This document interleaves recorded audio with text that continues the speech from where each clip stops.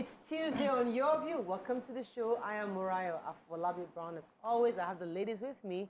Hello, Nima Akasha Zibiri. How you doing? Fine. I see you're wearing your Ankara today. I vex. It continues.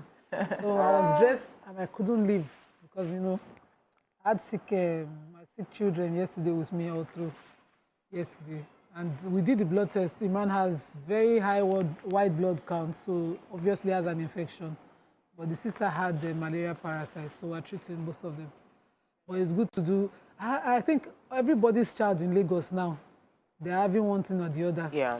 The hospital, the mother and child was so full yesterday, I had to run out there to the private hospital for fear that it might be just something general. Catching something worse. So I must say thank you to all of our well-wishers for supporting YK's birthday yesterday. I saw the videos. No, but I was happy you mentioned because people were asking, why is Nima, I didn't see Nima at the party, I didn't see Nima at the party. I had to just, I was saying they should just wait. You will say it this morning. Our kids are not it has to be something bigger than me.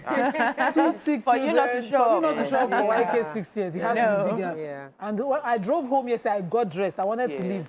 I just didn't feel it was right to leave. And then Tokpa had offered to take the children in, but taking sick children to visit and leaving them and partying just didn't sit right with me. YK, please. I know you understand. It was also the same reason that Miriam couldn't show up. Yes. She's been ill too. Hi, Tokpa. I'm grateful to God for life. When a journey of 10 minutes takes you over an hour, then you know that it's trying your level of... swollen. No, I actually slept well. Oh, I slept well. You know, when you begin, Nigerians, we pray over the things we don't pray about. When you are prayed over traffic, Father, clear the road. Father, let the road be free. Father, whatever is blocking this road. Oh, Lord, like every tongue that can be spoken, I've spoken it this morning, just to let the road be free. But I had fun at YK's place. That wasn't the reason. It was just traffic. I'm doing amazing. So I had fun yesterday. It was back-to-back. You know, after the show, I had to go on set. On the movie set, then from set all the way from Alagbado, I had to fly back to the party yesterday. But I'm grateful to God. I've rounded up my scenes on set. Oh, great. So after the show now, I'm going to the spa. First of all, to have my massage, and I'm going to bed. I'll wake up like 6 p.m., 7 conditioner and just knock as yourself in the way I came, just sleep till evening. Yesterday was great. I think Governor of Lagos State showed up. He came for the party. Yeah. And we obviously accosted him. Said, you said you've not come on our show. Yeah, you're avoiding us. I know you'll be yabbing me. Don't worry. He's been watching.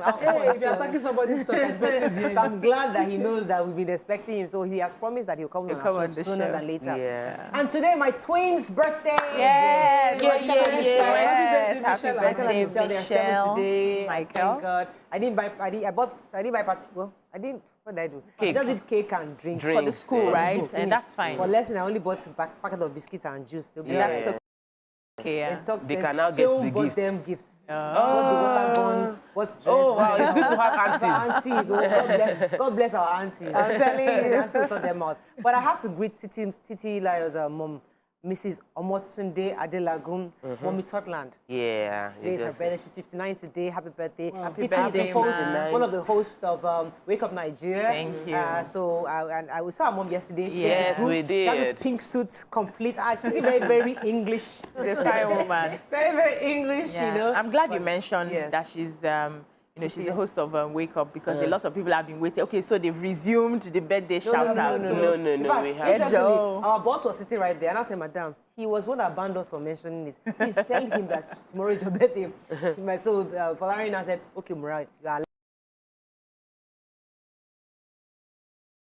allowed to mention her birthday tomorrow. Yeah. So we have the permission to do that. Okay, Tuesday, so much happening. Let's go to break. When we come back, we go through the front pages of the papers. Stay with us. We'll be right back.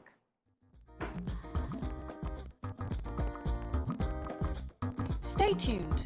Your View will be right back. All right, we're going to start with the punch. Governors disagree as presidency backs Malami on open grazing ban. Abuja-bound nutritionist missing for 18 days between Ogun and Lagos. Ex-Niger State Governor blackmailer, chronic liar, serial betrayer, says Wike. Firm petition CP tackles monarch as traditionalists disrupt construction. Lagos Ogun sign MOU on Joint Development Commission. Reps allege sabotage. Grill officials over the $120 million abandoned port scanners. Experts predict 11.5% lending rate as MPC ends meeting. An Indian strain FG begins hunt for 90 isolation evaders on Wednesday. Untitled was built to go to the UK course from June 12th, says sister of the late pilot, Ashani. Okay, which story are we taking here? Let's start with the human interest story. Yes, Okpeyemi Anifowose is a nutritionist who had gone missing for the past 18 days. He was supposed to go to, I think, go to Abuja. Yes. And he was supposed to come to Lagos to take his IPP IS capture.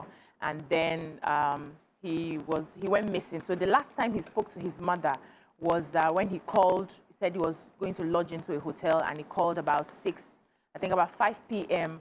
on Thursday. And he said he was in Mowe, told the mother that he was in Mowe. But by the time they didn't see him, they had to go to the airline that he was supposed to board. And they said nobody came in to check in, nobody boarded.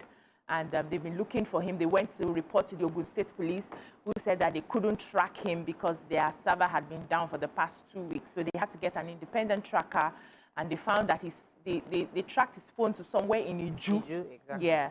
So, the issue now is they had reported as well to DSS, but DSS says it's not their jurisdiction to handle this at the time, but they would commence investigation. So everybody's on the lookout for it's been 18 days. I mean, it's 18 days now. Sometimes I think we need to find a process to this. Because so the family is worried that they don't know if he's dead or alive because nobody had reached out to them for a ransom. So they don't know if he was kidnapped or if he has been killed. Or well, again, we need some kind of process to this. When something happens, how fast can we go to the press? How soon does the press take it over? How soon can we bring it on television? You know, this has happened. How long be down? Unfortunately, the police don't work on your That's a long time. So a person goes missing, they still say you have to for a certain number of hours. Of days. 24 or 48 hours to make a report. So even if it takes 24 hours for the report, what about for press? Because I know that this story is not current. It's just not getting to the papers. So why does it take so long for us to bring these things up? Another story.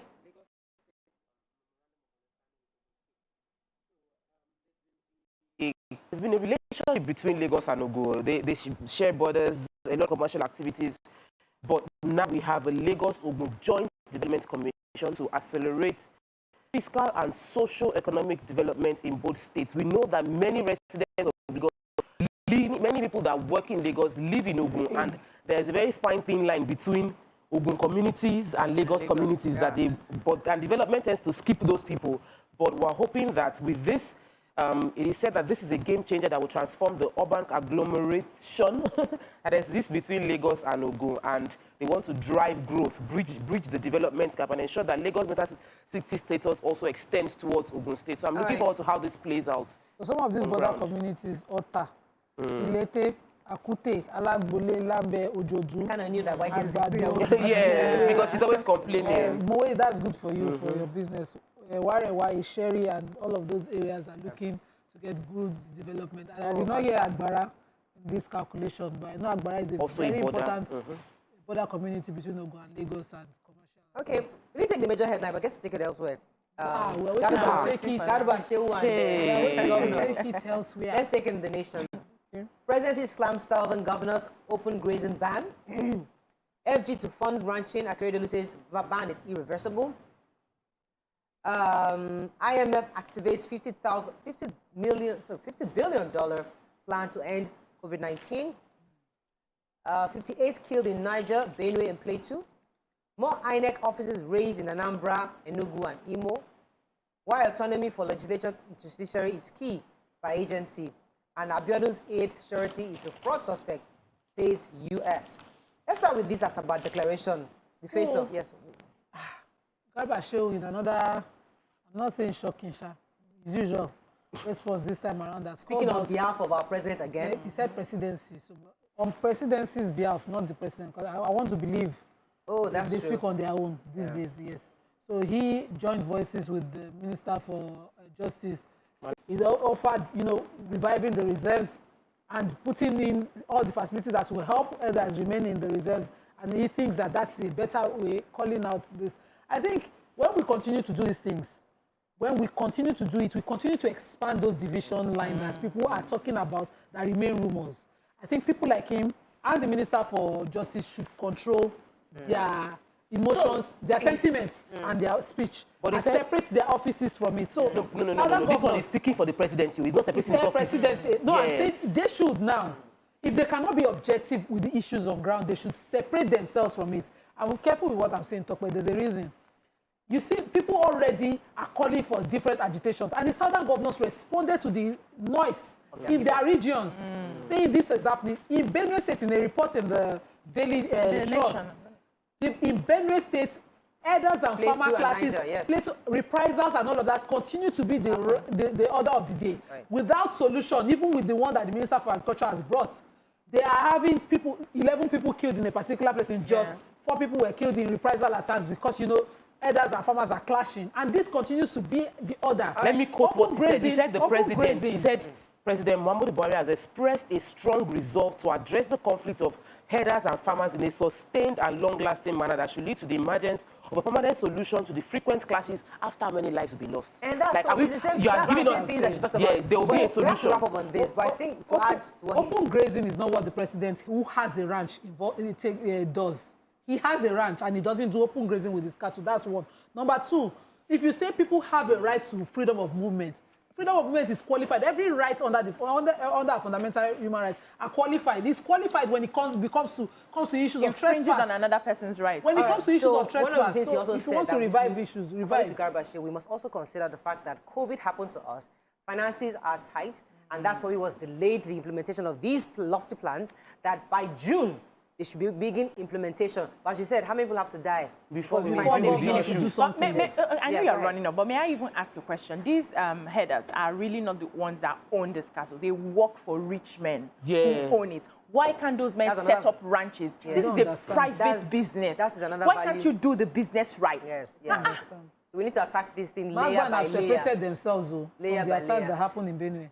That's a Meeti Allah. Yeah, we had We continue to beg them to start reserves. But they would rather join. Let me go on a quick break. When we come back, we continue with the front page review. Stay with us. We'll be right back.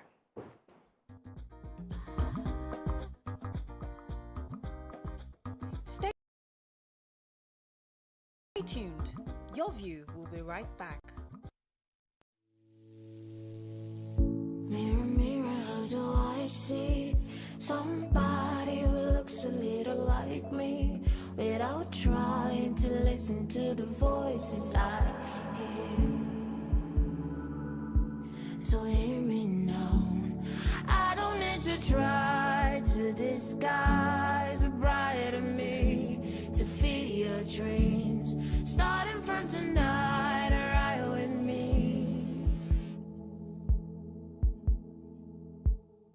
Ride with me.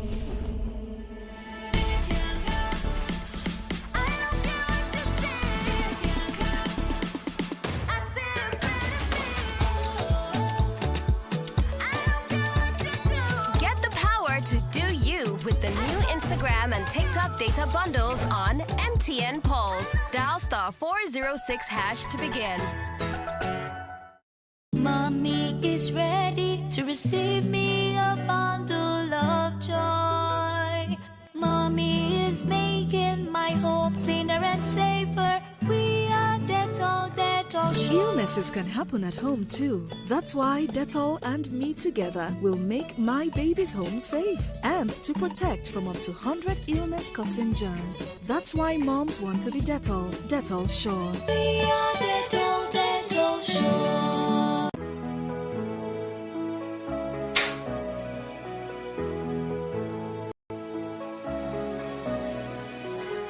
Every child dreams with adrenals. Every child dreams with adrenals. I am the future. You are the future. We are the future. Now it's time to build the future. I am the future. You are the future.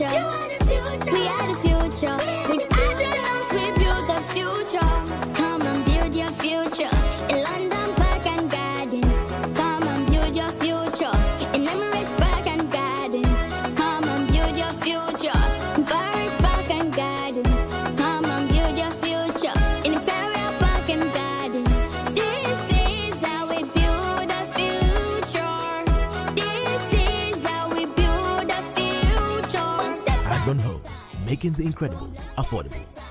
Kehinde suffers from indigestion. His twin Taiyi suffers from heartburn.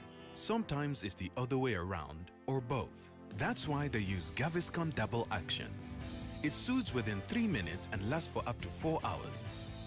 For double relief from heartburn and indigestion, Gaviscon Double Action.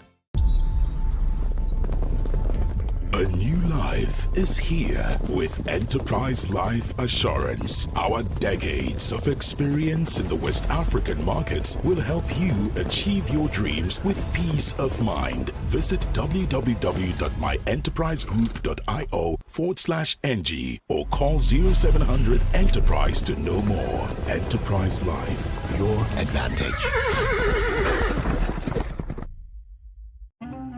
John, you can use our toilet now. Ew! My mommy said I should always use a toilet that is cleaned with Hypo toilet cleaner. James will bite my bone bone. John, what's the problem?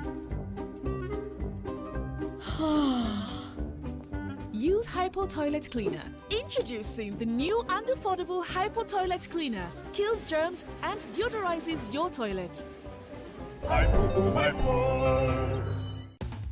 Hey ladies, don't you know you'll always be too short, too tall, too plain, too bold, too dull, too bright for someone else. Don't get mad.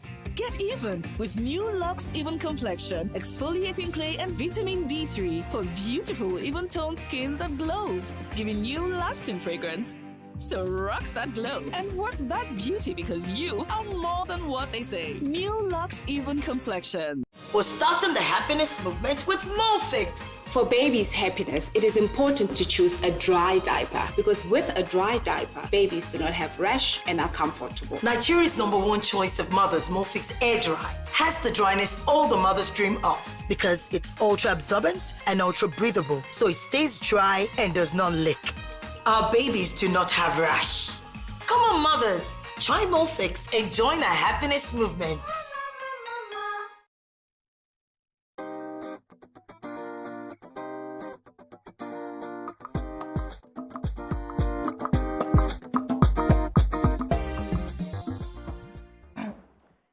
Thanks for staying with us. So moving on now to Daily Sun.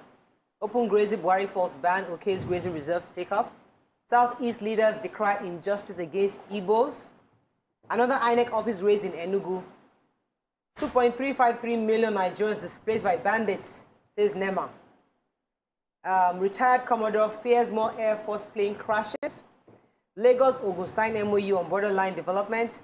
And ex-Niger Governor Aliyu Mole in PDP, says Wike. Okay, which story are we taking? What was the INEC story? Yes, so INEC offices were raised down in not just Enugu, but also Oka, that's Anambra State. They said it was the Udoji Secretariat near Aroma Junction. The hoodlums came in. First of all, they had robbed the filling station before getting to the INEC office. They went into the charge room of the B division where they housed their generators and equipment, and they set it on fire. They took some amount of money from the office. They said they had cash lying around, and they took that. Then they came with their own vehicles, about 8 vehicles, and they had to refill.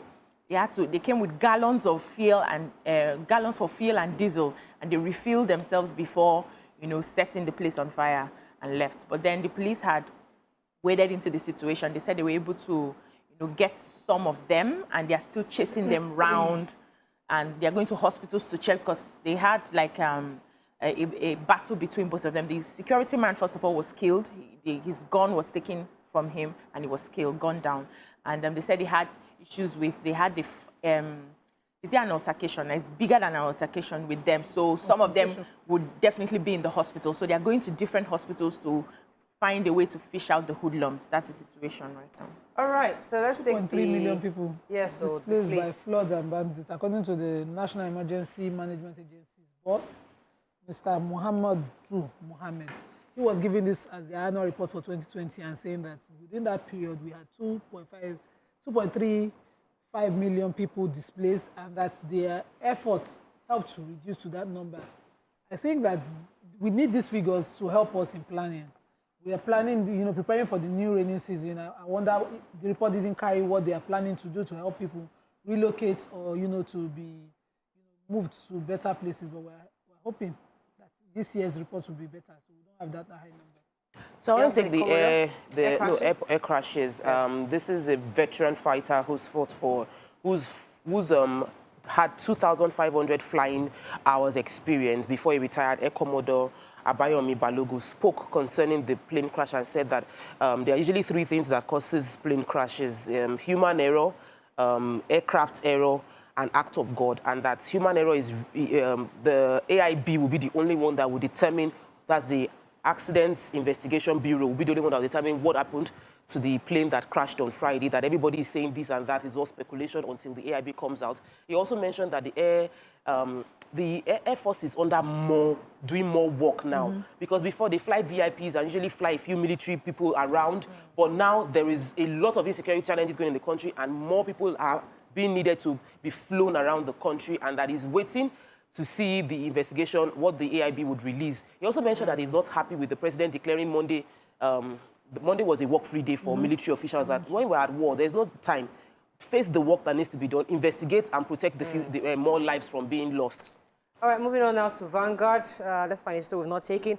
Over 116 killed by herdsmen militia in Benue and Plateau in 2 days. Sounds like a massacre to me. ICT leads sectoral contribution to GDP with over 4 trillion naira in Q1. One dead as police fall attempts to set station ablaze in Lagos. APC Southwest leaders' resolutions have our support. These are Akeredolu and Fayemi. And Gambian Commission uncovers ex-President Jammeh's alleged crime. 9 Nigerians among victims. All right, so yesterday we took in the papers that Governor Akeredolu and Governor Fayemi were absent at the meeting on Sunday, where I was called by the APC chieftain, Chief Bisi Akande. But now they've come to say that there was a mix-up with the invitation and their timing, that they totally stand by the decision made by the governor. So from that alone, it shows that there's a complete solidarity from the Southwest on the position of concerning the issue of open grazing ban and other things of power dissolution. Okay, let's take the issue that happened in Lekbo. Yes. No, not the one on Beni. Okay. There was one that happened in Lekbo, Lagos, yes. Okay. So they said there was a clash between police operatives and commercial motorcyclists. They had different versions of the story. Some said the police were trying to, maintain law and order, but the cyclists were against it, and so they started, fighting. The cyclists were throwing pebbles at the police, and when that was happening, one of them died, and they had to come back to fight the police. So they planned to set the police station in Ilekbo ablaze, but thankfully the policemen were there and they were ready. They were able to, send them away. But then somebody set, there's this dump site around the area where most of the cyclists relax in the afternoon, and someone set that place on fire. So in that anger, they came back to try to set the police ablaze and all of that. I just want to appeal to our young people. I don't know how we can reach this set of people that feel everything that happens, the police must be, the police stations must be set ablaze. We don't have enough protection as it is right now. So if we burn down all of our police stations, what happens to us when we need the policemen to help secure our lives? Some hoodlums have gotten totally out of control. Across the states, in Southeast, in South, Southwest, people just setting things on fire. Setting the police ablaze. But it's really painful that young people and even across citizens feel that the first line of attack is the police stations. They are the ones supposed to protect us. So Mariah, they've been threatening us since that we're going to descend into anarchy, that the level of insecurity challenges, we've read anarchy for like 3 years ago, 4 years ago, and now we're seeing what anarchy means. This is what anarchy means. It means people take law into their hands. They don't trust the system. For the system. They don't trust the system. So I think Waziri was painting a picture for us, because sometimes we need to paint this picture where there's a total breakdown of law and order, where the police cannot cannot take charge. What happens is that communities will now start having little warlords. So maybe kids will have their own, Ikeja will have their own, and they're the ones going to be in charge. And when that happens, you can't really... There's no freedom. You can't flourish at all. We saw a sample of that just 2 days after the NSAS protest. Before you leave your house, you will pay like 4 warlords. They mount each roadblock. Exactly. So we've already seen a similitude of what can happen if we allow this anarchy continues. And it is not any leader that will help us. We as citizens must take ownership and fight. So as somebody wants to put somewhere on fire, young people should come out and say, don't do it, because when this thing burns, who will protect us going when forward? people put together their collective rights and hand over to somebody to enforce and ensure that there's fairness, justice in the system, and it doesn't happen because a few people continue to cut corners. You report a case of a missing person, missing child, or even property to the police station, and you're made to pay, is done.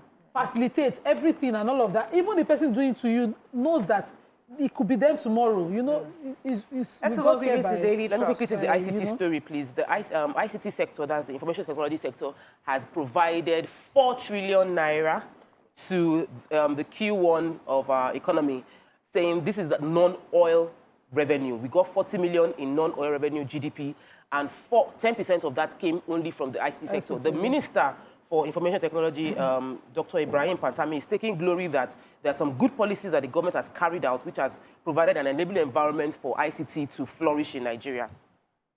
Okay, Daily Trust residents recount ordeal as gunmen kill scores in Benue. Inside Sokoto Clinic, where locals troop for surgery by quack doctors. University College London appoints Professor Ibrahim Abubakar as dean. Truck crushes 3 to death in Ogun. 2023, more cracks in APC over open ticket.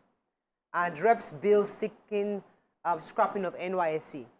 Okay. So good news. The University College London announced that, let me just take the announcement, said, we are delighted to announce that Ibrahim Abubakar, a world-leading scholar in the field of infectious disease epidemiology, will take up the post of the Dean of the UCL Faculty of Population Health Sciences from 1st of August 2021. He will be taking over from the past Dean, Professor Graham Hart, who was the initial, what they call the very first Dean of that faculty. Nigerians doing well abroad. Nigerians doing well abroad. We have good news. Yeah, even though we have some people being investigated. Yeah, so there's this clinic in Sokoto, according to Daily Trust. We're celebrating doctors abroad. Investigation. They revealed that the clinic was meant to treat minor sicknesses and for vaccination, but then it's been turned to a center for illegal surgery. So I want to get the name of this person. It's according to their findings, a community health officer based in Zamfara State. Well, so there were 2 people involved. The community health officer that was based in Zamfara and the health worker, Nura Mohammed, is currently the person carrying out the surgery. So in that village, so to speak, he's been carrying out surgeries successfully. So the people have trusted him, because though there's no theater, there's no equipment for these surgeries, he just finds a way to do it. And because he's been successful so far, people keep trooping and, asking him to do all of these surgeries. So when they asked him, I said, why? You know that you're not qualified, you're not a medical doctor. He said he has worked, he went to School of Health. Experience. He has worked with a lot of surgeons, and by experience, he knows what to do and everything. This is just so... I hear you, it's painful, but the truth is that there was many doctors don't want to go to certain areas. They all flock to the south, certain areas, because that's where they get the revenue. So the real doctors in those communities, they need doctors. So when a quack is providing a service, so you have to also look at it. It's not right, but we have to find. But what can we do? How the government needs to incentivize doctors to go there. Yeah. Because what we do in Nigeria, many of our Nigerian doctors that are relocating abroad, they are going to villages. The incentive is you come into our community to be a doctor. You will not be a doctor in the city. They will take you into one Michigan, Minnesota, one village there. You be the doctor or nurse there. They give you a good house. They give you incentives. So Nigerians, we must give incentives to people to go and be doctors in Kotangura. Give them house. Build a hospital and school. Pay them well. Even in the Lagos that you are speaking, we have health science graduates opening up clinics in Lagos, opening up chemists and all of that, administering injections and all of that to people in communities daily. Treating people for COVID without gloves, yes. And we don't enforce it, so what are you saying? So it's those incentives that would actually make them stay. All right, that's all we can take on Front Page Review. When we come back, we talk the hot topic for the day. Stay with us, we'll be right back.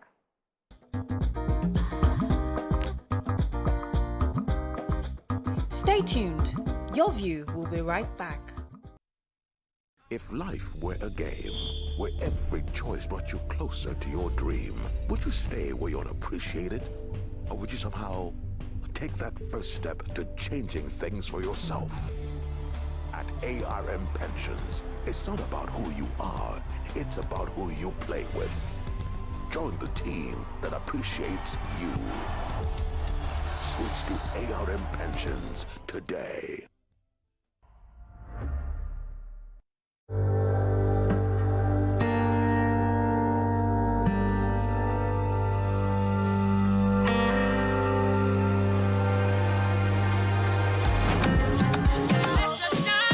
The place and it brighten. I make everybody be wonder. Waiting because I'll be shining. Lush hair, lush hair. Long hair or short doesn't matter. Crochet or dreadlocks can be better. Only for girls we know better. Lush hair, lush hair. So you want to slay? Slay with swag. Gotta be lush hair. Gotta be lush hair. Straight or curly. You know they tango. Lie. Gotta be lush hair. Gotta be lush.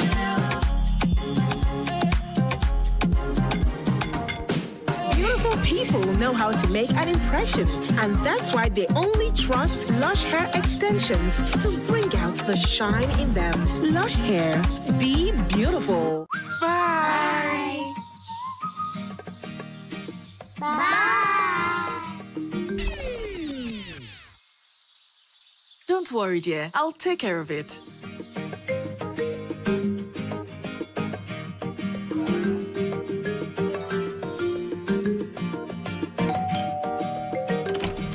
How do you manage to keep your fabric so white?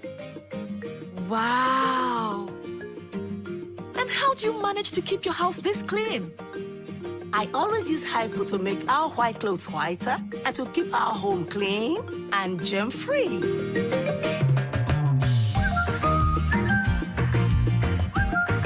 Make your white fabrics whiter and your home free of illness causing viruses and germs with the disinfecting power of Hypo Bleach.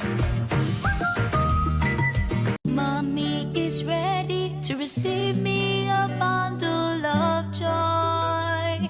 Mommy is making my home cleaner and safer. We are Dettol sure. Illnesses can happen at home too. That's why Dettol and me together will make my baby's home safe and to protect from up to 100 illness-causing germs. That's why moms want to be Dettol. Dettol Sure. We are Dettol sure.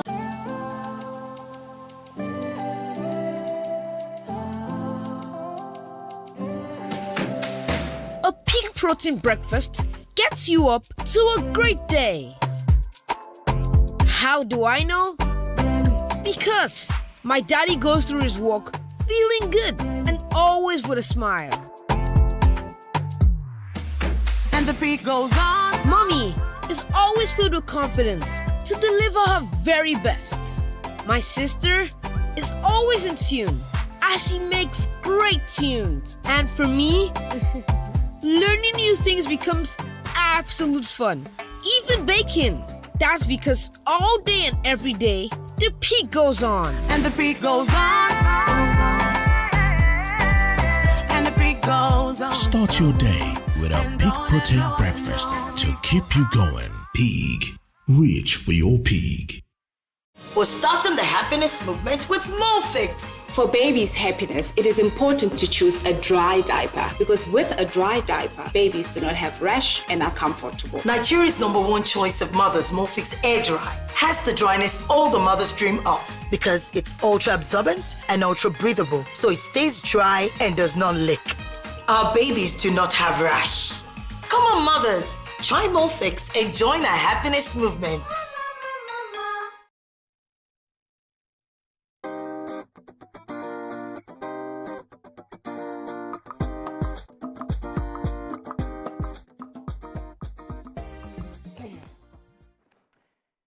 Thanks for staying with us. So last week, as parents, we started the conversation on the NYSC posting graduates to volatile states. Today, we're discussing the House of Representatives considering discontinuation of the National Youth Service Corps scheme in its entirety. The NYSC Act is already built for the second reading. Now, the question is, should NYSC be scrapped? What are your general thoughts on this? You can call us on 081-270-53687, 091-390-76948. You can tweet to us at TVC Connect. Please hashtag your TVC so we can read your tweets. Right. So as I said, last week we were talking about postings, and that's not what we're discussing today. Our focus, however, is should the entire scheme be scrapped, especially because many believe that it has outlived its purpose and that right now there are other ways and methods for getting that integration that we seek amongst ethnic groups. But others are saying, listen, there are other communities that really need these schemes, that their entire function is based on these youngsters coming in to teach and help the communities. What are your general thoughts on this? Let me start with BC. Okay, I would say that, first of all, I would ask a question, what's the purpose of the NYSC? Which is basically for integration, so that everybody is seen as one Nigeria. You are able to intermingle with other tribes, other ethnic groups, learn about their way of life, intermarry and all of that. So when you graduate from school, instead of serving in your local community, you are deployed somewhere else so that you can have an experience of their cultures, you know, just in a bit to see ourselves as one Nigeria, one people. And I will also ask a question, which is, has the NYSC been able to achieve the purpose for which it has been set? We're not very good at reviewing what we have from time to time. So we always allow the problems to linger. It's now when everybody's now shouting, scrap it, scrap it. You now stand up and go, okay, let's scrap it. But if we had started taking from the inception of NYSC, you know, reviewing where we have gone wrong, reviewing if it's really working, changing methodologies to see that, you know, everything is work in progress. It's not, okay, once people shout, okay, let's close it down. You were supposed to do some things, first of all, to lead us to that place, you know, but we always wait till everything just blows. But I would also say, Mariah, sorry, I would also say that now that we have realized that it's no longer serving its purpose, it can be worked on. We can actually, if we're really ready to work on it, we can work on it. We can make it go back to the original reason it was created. But I don't think we're in that space now. I would advise that for now, let us scrap it. I'll come back to you, Matt. I think I really like what you said, because everything should be seen as a project. It's a project, and it should be monitored and evaluated per time. Yeah. And that's something that we're not used to doing around this part of the world. Mariah, if you talk to anybody who works in the ministry, they have the form. They fill the form. But the question. they fill the questionnaires. Data, how do you measure? How do you actually use that data? Because if you, sometimes we assume that these people don't do those reviews. But when you ask them, they do. They all fill those forms, they fill those questionnaires. But what do they do with it? We are doing it as the way we go to school. We do it so that we can pass. We do it so we can get promoted. But we're not really. We're not doing the job so that we understand it to be better. We do it, so we're taking the process. So they might be doing it, and they'll tell you, I'm sure everybody, all of that are working right there, and they'll say, what's the Biajulu saying? What does she mean? We do this thing. We have our review. We have our numbers. But we're not seeing the results trickle down. And we're not seeing your responsiveness. Interpreting the data you collect. Yes. You're not responding to it. So we collect, but we're not responding. Yeah. So I don't agree with BC that NYSC has failed us. I actually think, I know many people that are married right now, and their only reason for marriage is because they met the person while they were in NYSC. I know people that they'll say, my best friends, we served together. These are my best friends, we served together. I know people that they've resettled in locations that they had no idea about, simply because they were taken to serve there and they saw opportunities. So if we're looking at it, that all the things it was meant to do, it didn't fail. What we are responding to now is the high level of insecurity in Nigeria, and we cannot open our eyes with this insecurity and prioritize a system, a process above the lives of human beings. So I think it should be reviewed, not scrapped. Okay. All right, please, Nima, what are your thoughts? We're on the same page. But I personally do not think they should scrap it. I think, like Tokwe said, we are responding to the insecurities on ground. And most of the time, aside the insecurity on ground, you see the objections to the NYSC as a system is usually the mindset of some parents. I'm giving my child the life of comfort. Why would they send her to one bush or him to one far place? And the purpose of the NYSC is to promote unity, cohesion, and resilience, and all of that to prepare us for life. In some countries around the world, they draft you straight to their military. You do a year, 2 years in their military before you can qualify as a graduate of that to even get any kind of employment, whether private or public, within those countries. And it's for a reason. Some countries are poised and ready for their defense. We now have an issue on ground. If people say they should just start to deploy straight to military, Nigerians who want to be protected will start to scream. My pikin will go die. We always have an objection one way or the other to issues on ground. But the insecurity on ground now is one that I would never say that they should overlook when they know they can't protect lives, because we don't even work with data. I'm sorry to deviate, but this thing is bugging me. I don't know whether it's every week or every Monday. When I drive through Apapa Woro-Shoke Expressway to work every week, I see bodies, fresh bodies, just scattered on the express. Nobody dead. Wow. Cars would have climbed. You know, it's usually a struggle, last-minute struggle, not to join other cars driving over a body on the road. Yes. Nobody takes this data. Nobody works with it. And you want us to send. Yesterday, we're reading the papers, and a young lady had gone for her transcript in Abuja. And later turned and dead. you know, 2-year-old graduate who didn't have any business being in Abuja except to go and personally process transcript that they will not give to her personally, and she was found dead in the drains. This data, these constant reports, are things that will worry any parent, even any individual, not to talk of parents. So if government has to deal with those little issues, things as laudable as the NYSC will be allowed to go on. I like the NYSC. There are certain benefits to the NYSC. One of which is that you can raise funds if you have a business mindset. For a year, I saved the whole of my alawi. I didn't spend it. So for some people, it is for that. For some people, it's just the opportunity to see that there are opportunities out there. Do you know that the distributor for Ama Wonder in Lagos was saying to me, the original idea for that company was not from North, and it's produced in the North. It's an Easterner who settled and farmed in the North that produces that thing. My cousin went there with a dentistry knowledge and got a lecturership position in Kano. And today he's living fine. His family, everybody, they're enjoying Kano. So we need. See, Nigeria is bigger than Lagos. Yeah. We need somebody to expand and expose us to these opportunities, and so people can take it. Let me go on a quick break. When we come back, we'll continue this conversation. Stay with us. We'll be right back.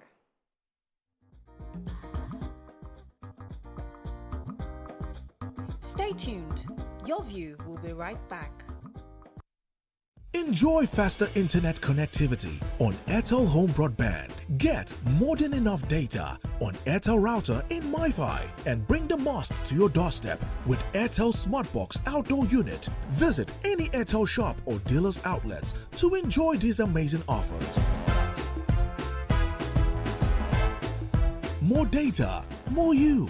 Reliable home broadband by Airtel, the smartphone network.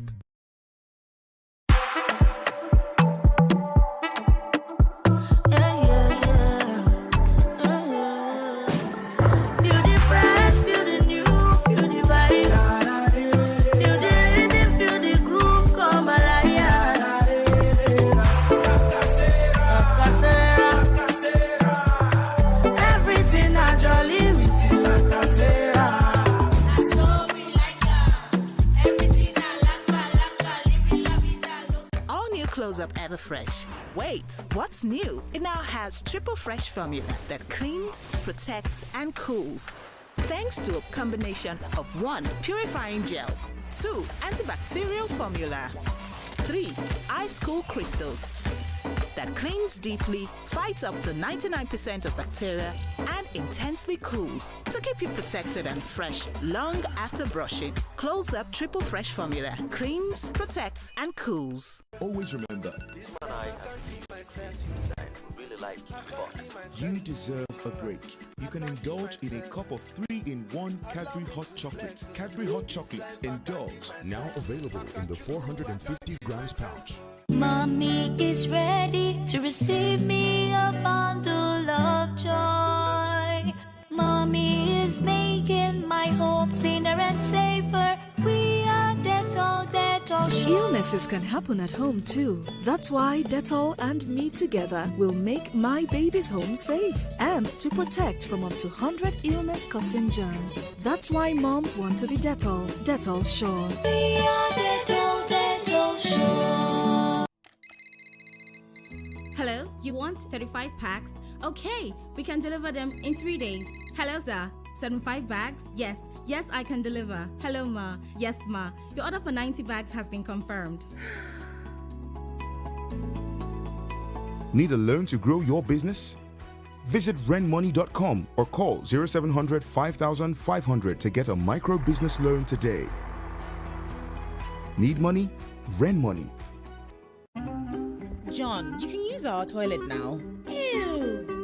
My mommy said I should always use a toilet that is cleaned with hypo toilet cleaner. James will bite my bone bone. John, what's the problem?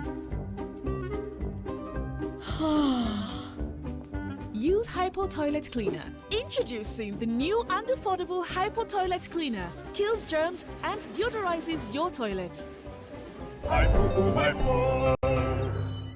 Kehinde suffers from indigestion.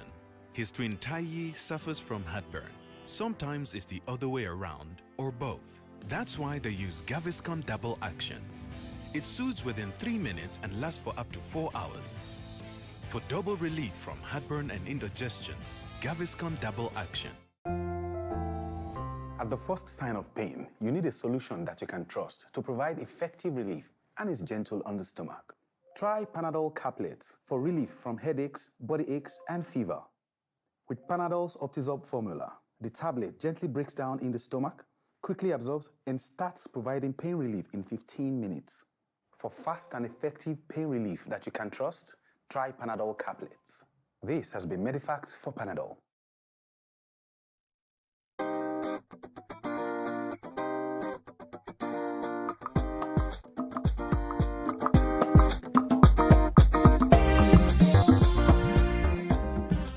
Thanks for staying with us. So we're still talking about if NYSC should be scrapped. And some would argue that, listen, the world has gone past where we are and that there's so much to do technological-wise. And there are so many solutions that we need in Africa that NYSC is just drawing us back in. We're still talking about integration, when really we're talking about technological breakthroughs. So there are different arguments, and I'll come to you, BC. What are your thoughts? Because as much as I agree with Tokwe and Nima that maybe we should suspend it because of the insecurity, but going back to the real core of it, and we are achieving the purpose to what others are doing, do we still want to remain at this level where we are constantly trying to just integrate when really we should be talking more about innovation? Thank you. I'm going to answer that question in a bit, but I wanted to talk about the sincerity of the NYSC program. I remember that even in my days when I served, NYSC was for people who did not have a choice, so to speak, because from the beginning, there were parents who knew that their children, rich parents, who knew that their children were not going to be deployed anywhere else. They set them up, they picked the company they want their children to serve, and they worked their transfer there. People like us who had nobody to work for us were deployed to states that we had nobody. You just have to go there, do your service, and come back. So the people who made the laws, first of all, did not let their children serve in any place. They selected where they wanted their kids to serve. They prepared them for it. So the people you see in camp, most of the time, are people who had no choice. For some, their parents are just, okay, they can let them do whatever. But most of them were people who had no choice, who had no connections to send their children wherever they wanted their children to serve. So we had people from the beginning. We had people who were not interested in any form of integration when it came to their children. So it's the the masses who were left to we need to be sure of that integration and that unity we claim that we want. We need to be sincere. Do we really want it? The people, the powers that be, the people who make these laws, do they really want it? I served. I experienced NYSC. I served in Benue. I was in Makodi for 1 whole year. For me, it was a waste. So you see this business Nima was talking about, it's good if you're at that point. But we know that most young people are not there. When they graduate from school, their eyes are still up. I was one of those. I wasn't thinking business at the time. So my 1 year was wasted. I go to local government in the morning, I come back, nothing happens.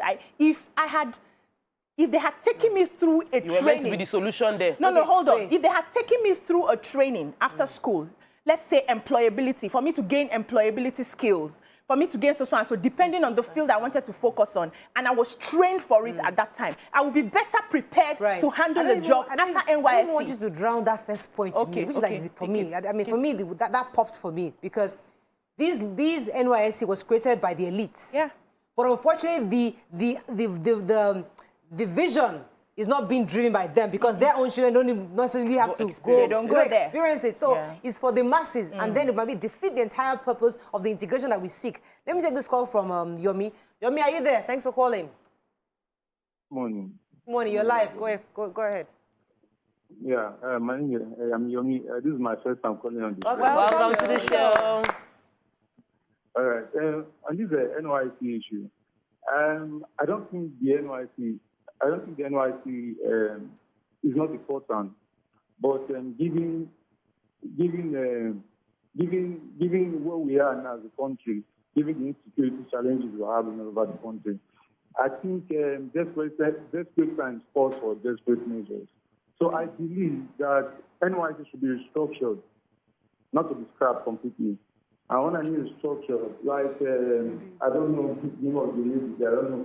But you're talking about some countries where they put in their security to set for like 1 year or 2 years.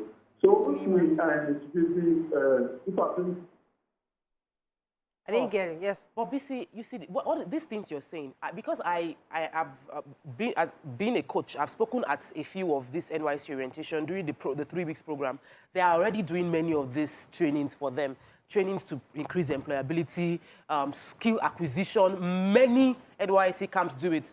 But what I think is the insincerity and the lack of human treatment, the way we treat human beings in the camp is terrible.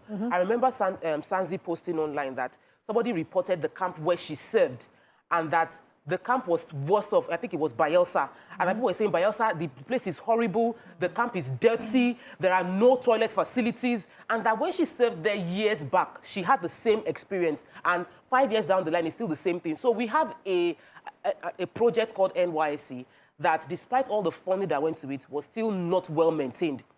So if our representatives were really listening to us right from time, we always wait until things break down before we deal with it.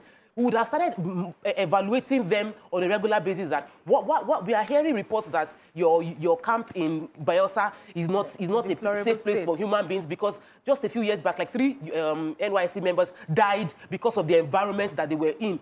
But still now, that wasn't addressed then, and we're not addressing it now. So it's not about scrapping. It's about discussing with them. It's about how can we make this thing better. It's about evaluating, are the people that are in this thing, do they understand what they are meant to do? Do they understand that they have the lives of Nigerians' future generation for 1 year to mold?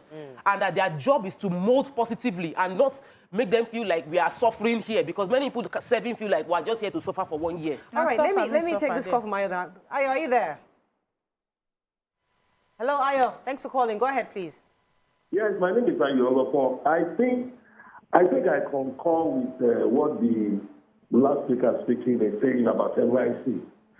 What is the whole value of NYC? We're having insurgency everywhere. We're having insecurity everywhere. And what the House wants to say is they want to discuss the issue of our children, deploying them to states that are not secure.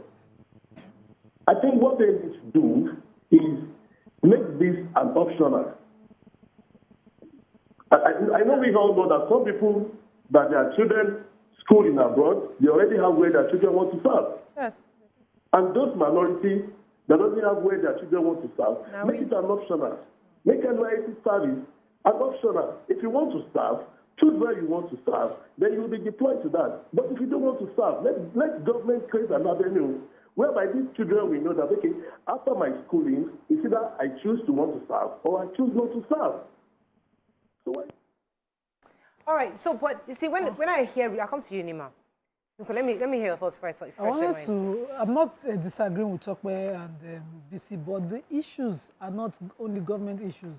It's the level of corruption of us Nigerians in every civil service, government agency that we work. It's Nigerians who are working in the NYSC who would do redeployment for you for 50,000 in camp. It's Nigerians that, you know, like me and you, who are there, who are worsening these issues and telling the big man, no, God, don't worry, we'll put your daughter where she will not suffer, as if NYSC is meant to suffer. This is talking about people who serve by choice. They are not up to 2% of the people who serve. Most of us who serve, we are not serving by choice. The country has said that if you don't have your discharge of finished letter, you can't get a job. And most people have big dreams of where they want to work in Nigeria, so you have to get your finished letter. But then, it is not only those whose parents can place them. What about those remaining people you're talking about? Didn't they survive? Are they just going to go there and languish in suffering and be crying every day?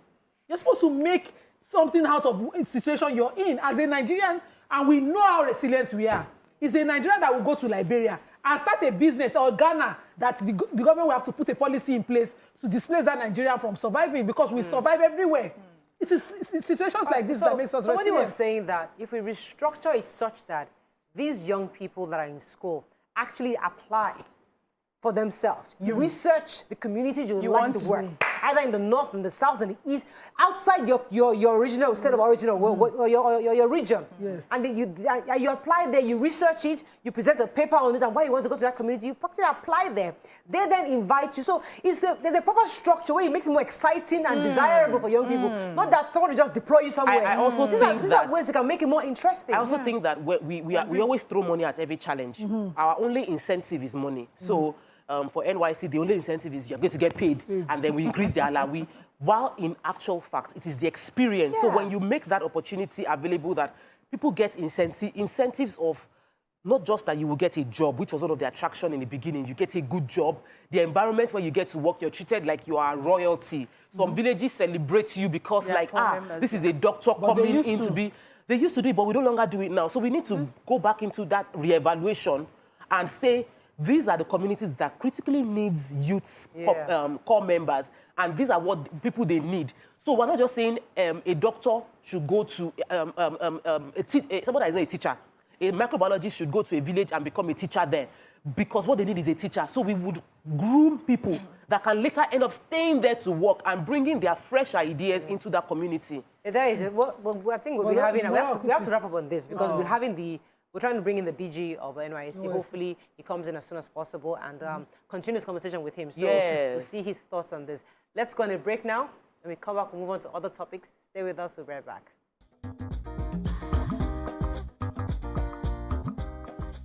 Stay tuned. Your View will be right back. Not one, not two, but 3 reasons why Provest is best for you. 1. You save up to 22% on your payment. 2. You get to save and invest. To save or invest. 3. In just 9 months, you get your land and documents hassle-free. Rollout Provest is for you who is looking for a tangible return on your investment while saving costs. Hurry now. Visit www.rolloutproperties.com/Provest to get started. Remember, the best time to buy land is now. Bye. Bye. Don't worry, dear. I'll take care of it.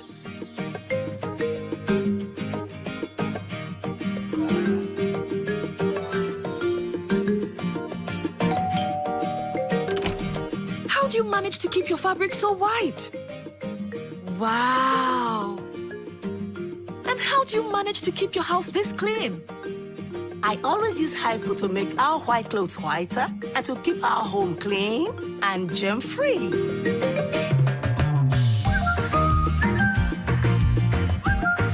Make your white fabrics whiter and your home free of illness causing viruses and germs with the disinfecting power of Hypo Bleach.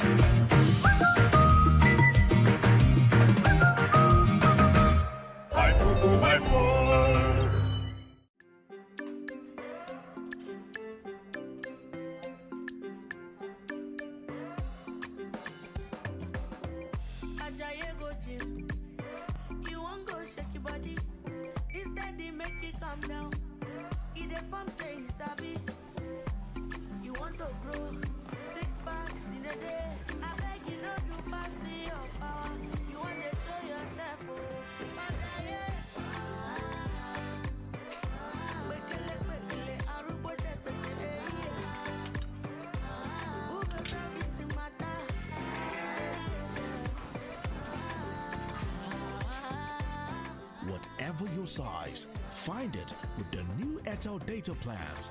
Dial *141# now to get the plan that suits you.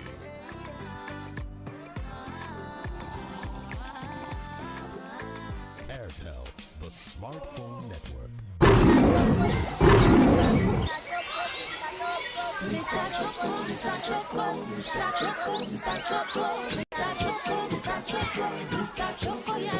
Make the children they happy, all the people they like I'm being, and every day is tastier, cause you were always present in my life.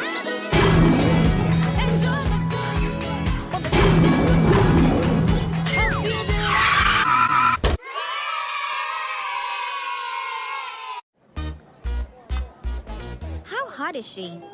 Maybe a 7. Mm-hmm. How hot is he? 8.5. Whoa, how hot is she? Very hot. Pick me, just pick me, baby. Come pick me, girl. Man, I'm all ready for you. Mmm, so tasty. He's so lucky. Stop being jealous, man. Mini-Me, taste the fun. Introducing the new Mini-Me Chin Chin Classic flavor.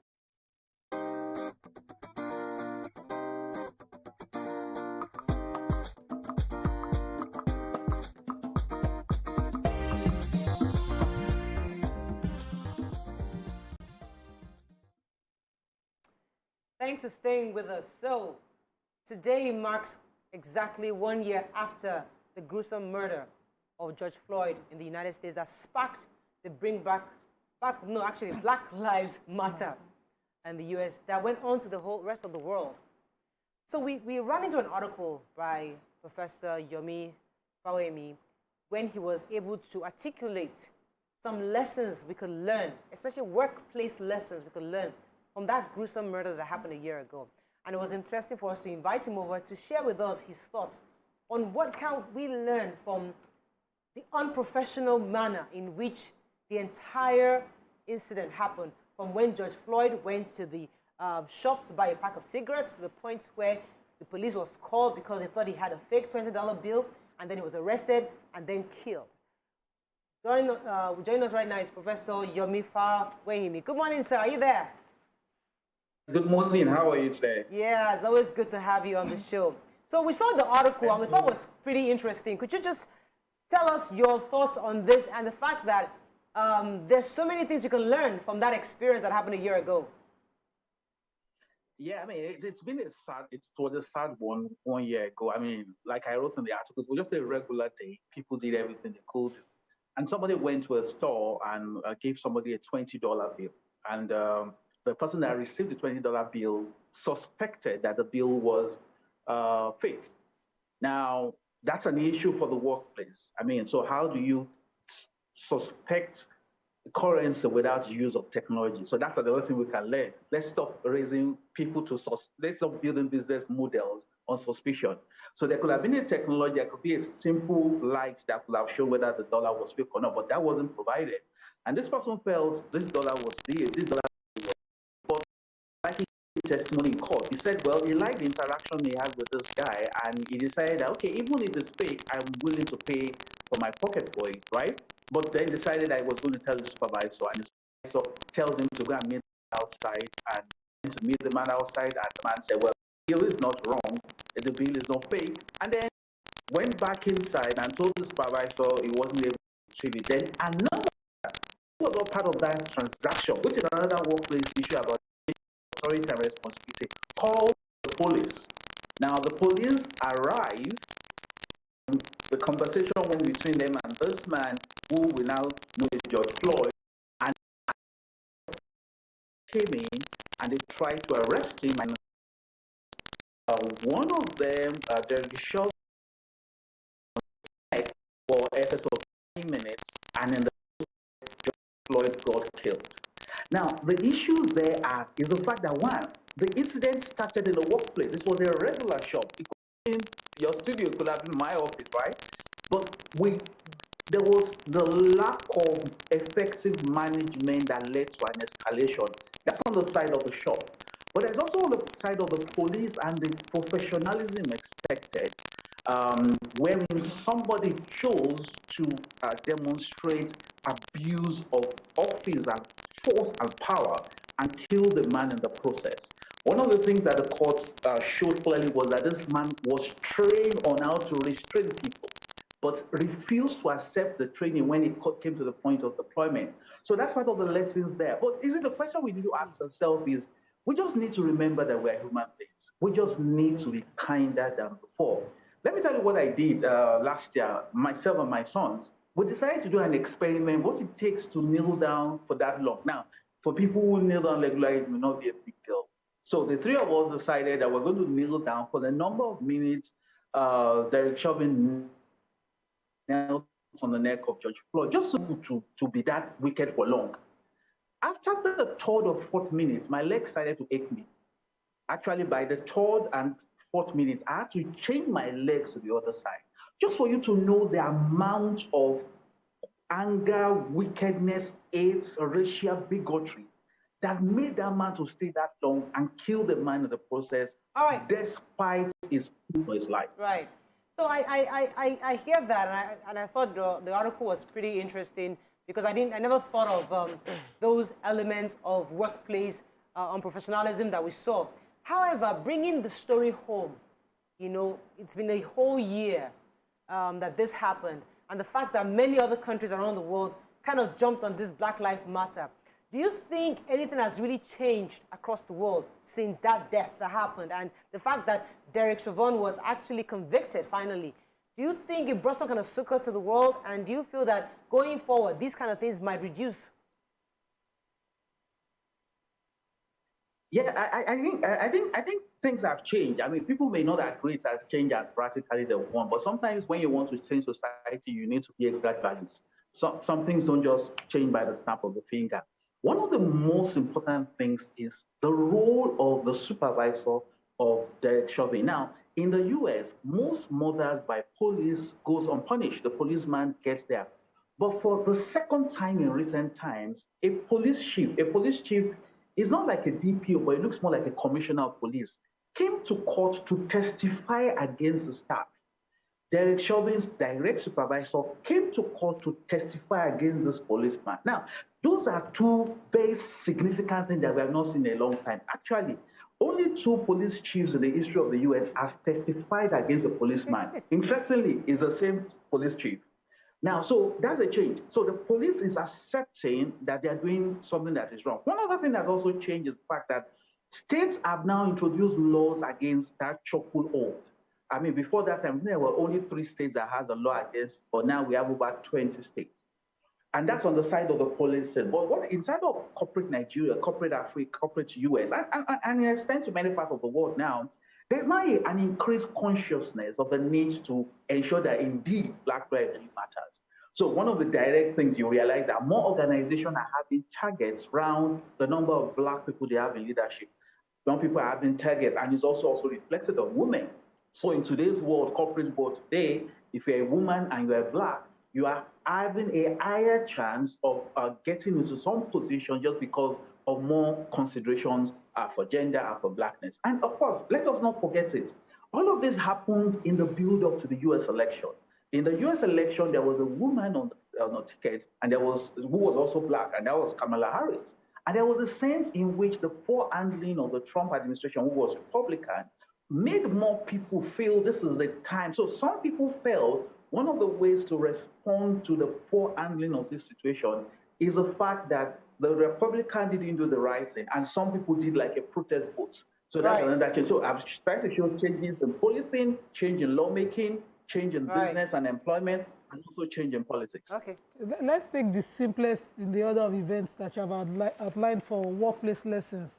The very first event was a $20 bill exchange between the deceased and the shop. I think it's receptionist or someone at the shop.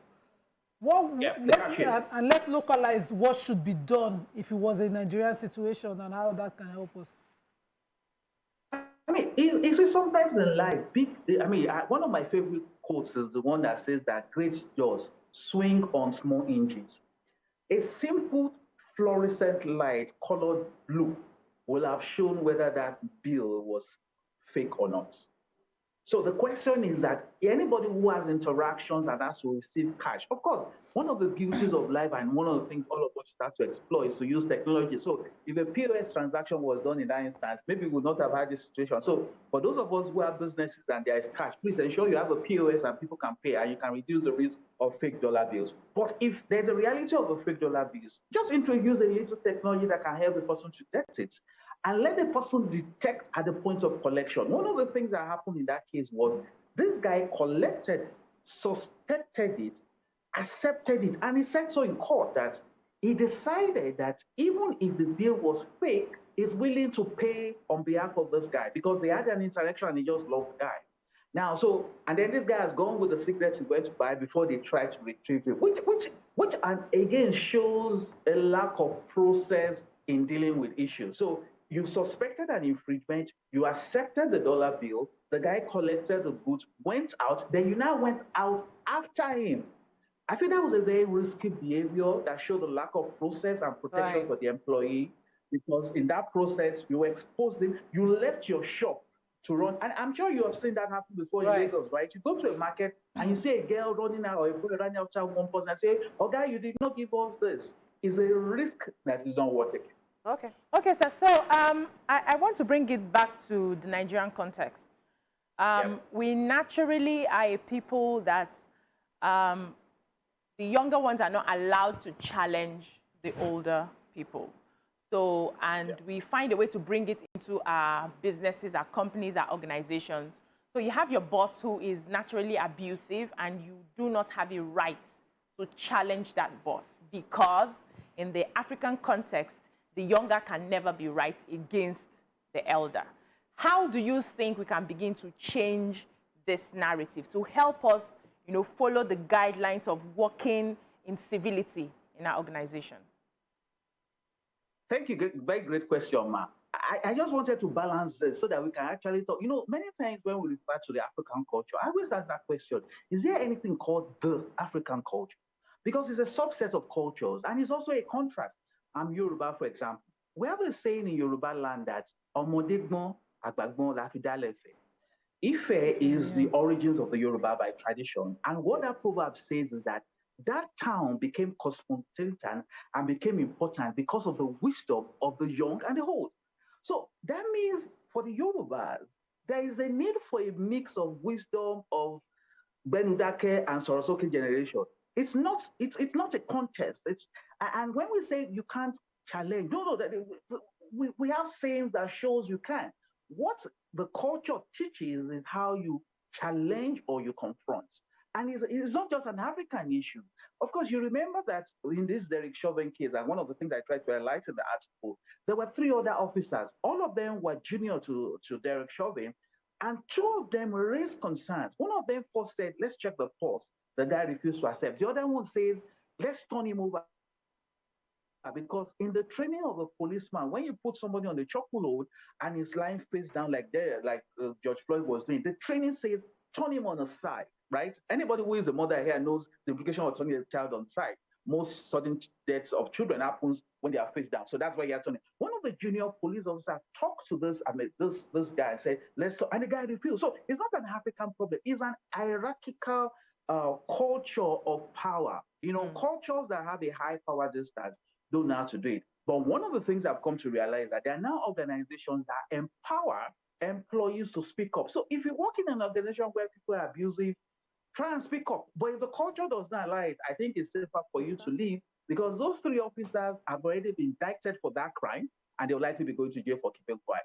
So the question is, the first solution to not be in an abusive relationship is not to enter it. Because every time people ask questions, so what do you do when you are in an abusive relationship, whether it's a marriage or a workplace? The first thing is that don't ever enter.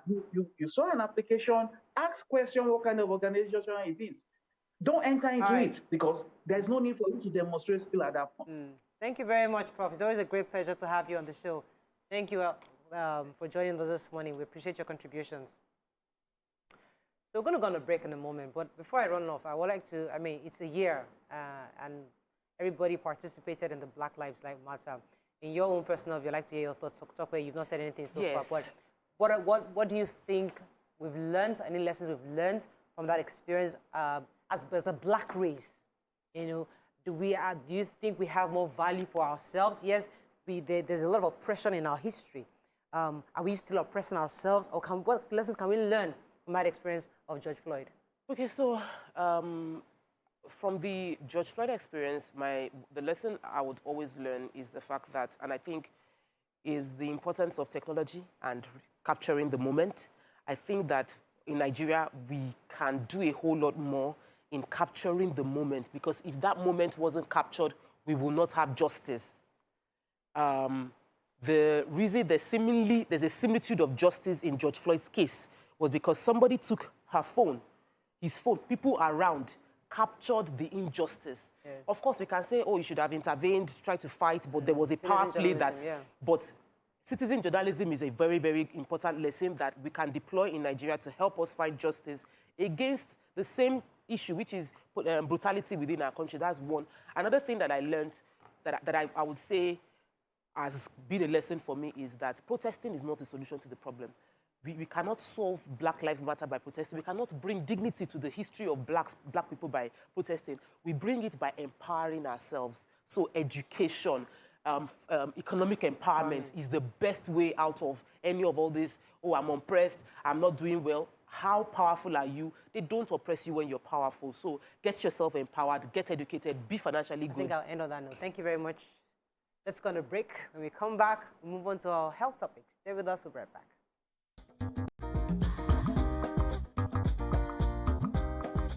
Stay tuned. Your View will be right back. Antiseptic liquid kills over 99.9% of germs on your skin, leaving you free to live more. And it's formulated by Johnson & Johnson to keep you and your family protected. Savlon, love the feeling. It's a proven fact that swimming improves performance in other sports. And importantly, it helps build strength. Loya Premium's high calcium formulation helps your kids grow strong by building strong bones and teeth. Give your kids full cream Loya milk so they are not just strong, but Loya strong. Loya, more than just milk.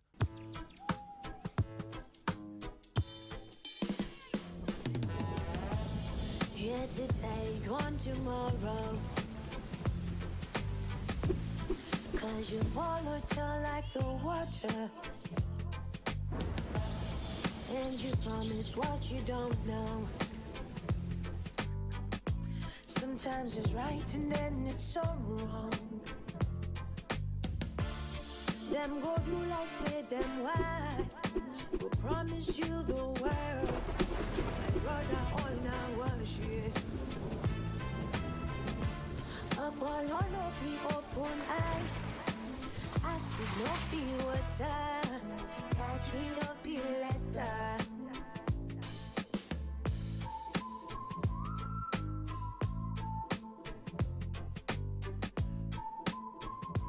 Airtel, the smartphone network.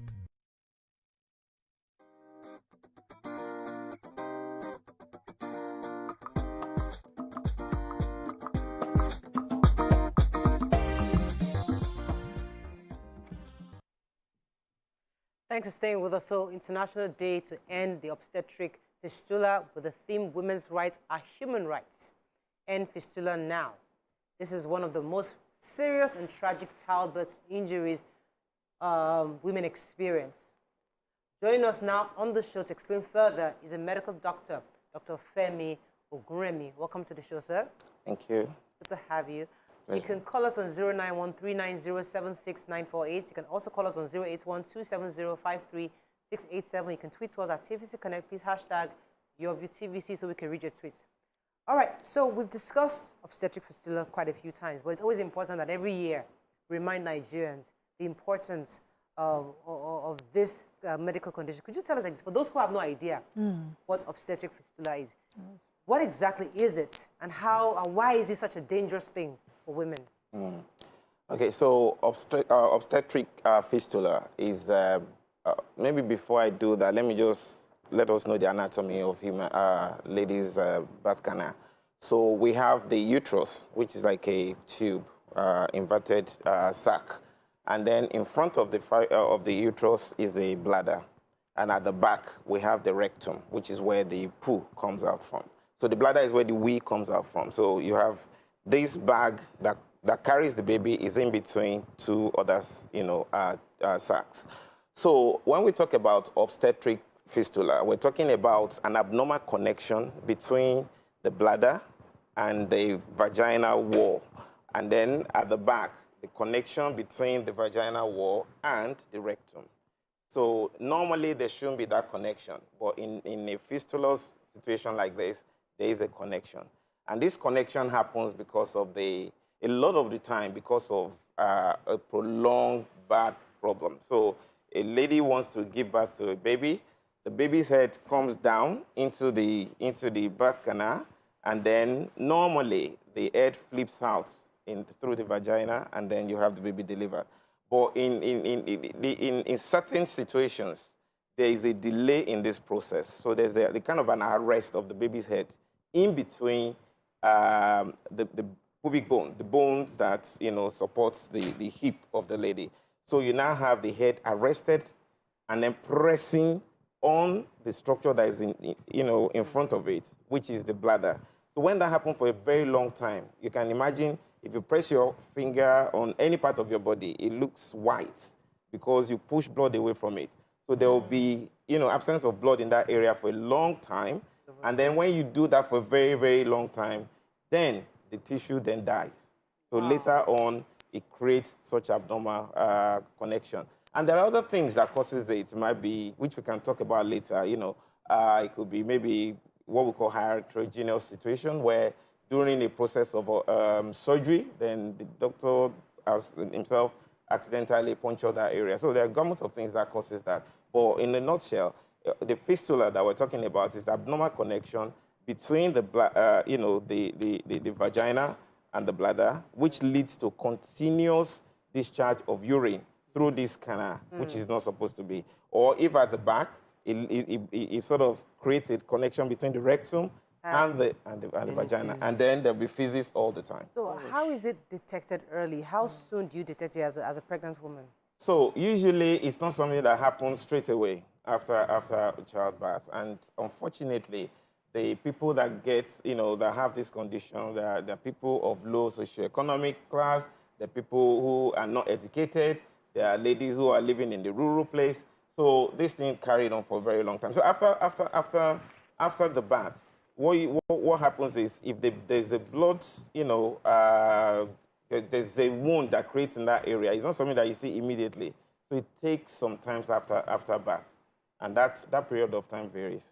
Now, so is there hope for a woman that has this fistula? Does it have like a cure? Yes, it has a cure, and it will involve surgery. But before we talk about the cure, I think the most important thing is we have to prevent it from happening. That's the major thing. So, and that's where there's a lot of things that has to be put in place. Female education is really key, because when we talk about conditions that lead to, situations that are associated with this condition, things like a lady that is short, when you have early birth, people that have going to pregnancy very early in life, when the hip is not big enough, or if you have malnutrition or things like that. So if you educate the lady about such situation, you can prevent it. But in situation when this has happened, yes, there are surgery that can be done. Yes, talk about. Okay, so I wanted to ask, because, we've discussed this thing several times, and there's even a movie that was done that generated a lot of awareness concerning it. It is a very preventable situation, and it is also a cure. It's something that can be cured. What can we, aside the education, which is very important, how can we let people raise the awareness of people who are already pregnant into preparing themselves to avoid this kind of situation? And what can be done if you're already pregnant, you're a teenager, you're pregnant, and you might be suspecting this might be your case? What can you do to avoid the obstetric fistula from being your condition after childbirth? Thank you for that. I think awareness is the major thing. So when we're aware of it, just like you said, then we can, such patients we need to register with, you know, with in proper hospital where they can do a proper follow-up. Because the reason why this happens is a lady comes in, obviously you can assess the, you know, there are some early assessment that we do to check whether the birth canal is actually adequate for the baby to come out. Yeah, ratio of baby to the hip. To the hip, the head of the baby to the hip. You know, that's very, very important to assess. And then when you look at their heights, and then there are certain things that can be done pre-natal. So when they're doing the prenatal assessment, this can be picked early. And then if we know that a lady cannot actually go through that process, then the alternative is to have a cesarean section. Okay. The doctor can puncture that place by mistake. What now happens? Okay, so there are a lot of this happen. Unfortunately, you know, being a doctor, we're not actually good, and then errors are bound to happen. It will happen no matter what we say here, or they do, or you do. Errors that can happen. So there are certain situations that maybe even when during the course of birth, you know, process, we use some instruments to extract the baby when babies can't come out. And accidentally during that process, you want to do good, but unfortunately this happens. It does happen. And then sometimes if it's the bladder, we pick it early and there's just simple process of putting a catheter in and watch things for a period of time, then you can, the bladder can heal itself. Right. You understand? If we pick it early. But in a situation where we do not even know we miss it, then there's this can then cause problem. You're explaining something and I'm just walking back. All right. So there should be a process where a doctor looks at a person and says, this is my own professional advice to you. So when I was pregnant with my first child, if a doctor had said to me clearly, Madam, don't dare natural delivery, this is the consequence, clearly, I know myself, I will run away. But you know, when you just say, you have a tiny cervix, you have a tiny waist, okay, maybe, you know, and like we're joking, and then we have a long labor, 14 hours of labor.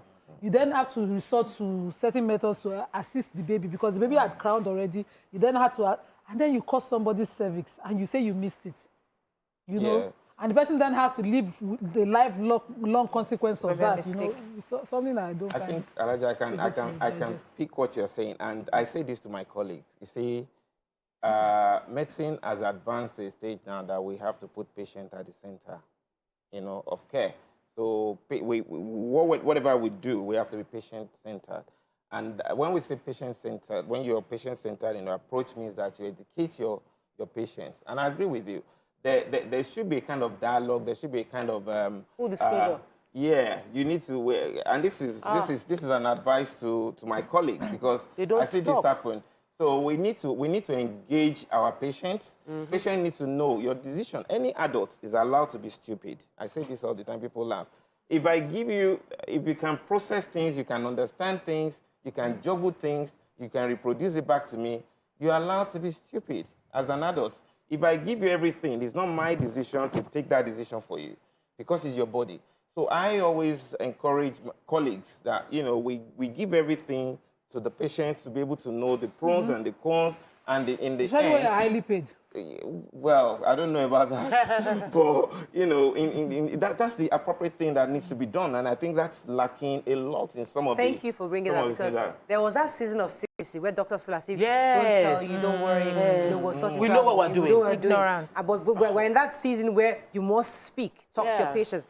But I want to talk to you about the stigma. You know, in certain communities, that they don't, because we were just talking earlier that in certain areas, we don't have enough doctors, we don't have enough physicians that can help to quickly diagnose these things.